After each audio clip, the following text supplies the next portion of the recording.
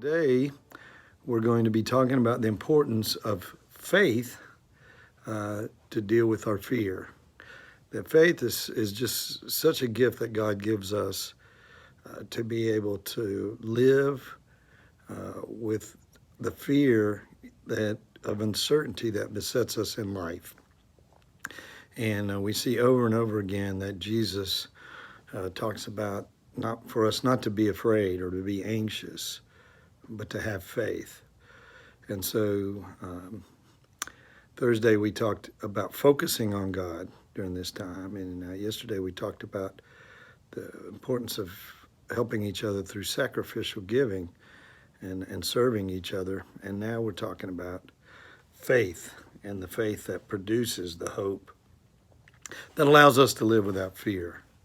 And particularly, I think of the story of Jesus and the disciples in the boat, which is a pretty formative story for my life.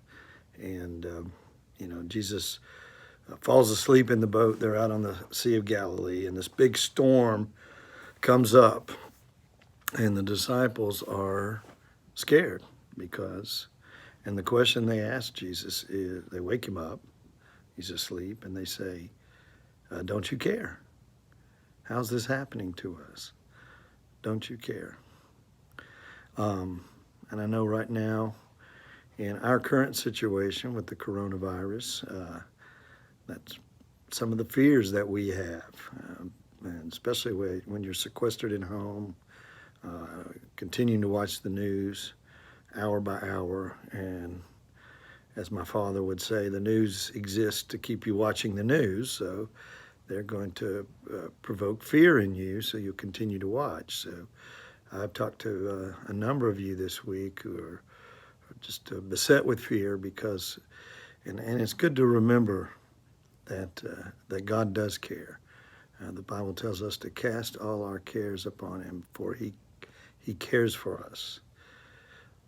I'm reminded when I was in kindergarten, and when I was 4 years old, and how I loved kindergarten.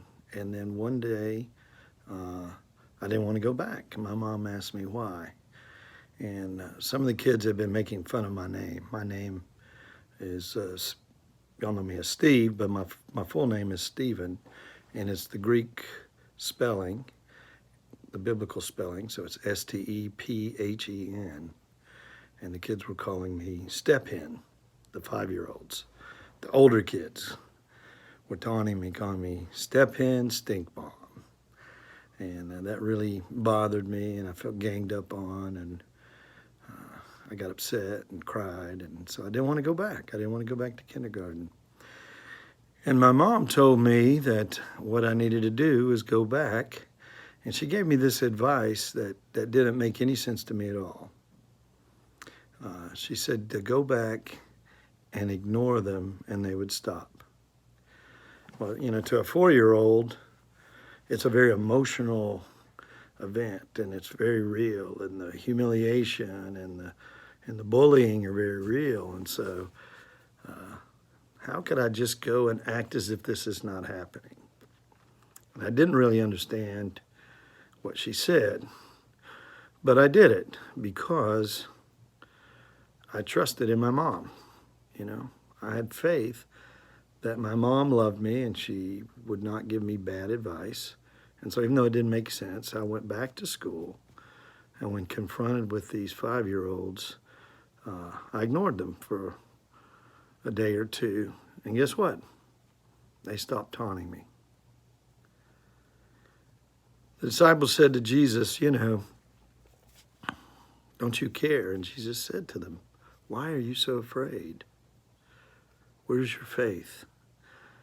We're in the storm here, but you know me. You may not understand why we're in this storm. You may not understand what's happening.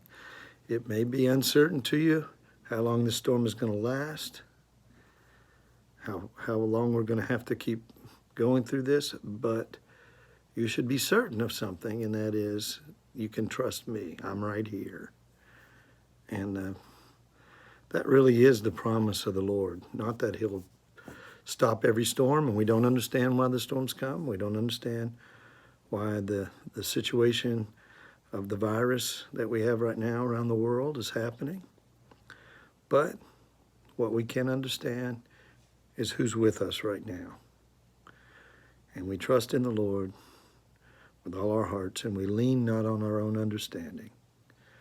We acknowledge him in all our ways, and he'll direct our paths. And so if we will put our trust in him, we have the hope to make it through this storm.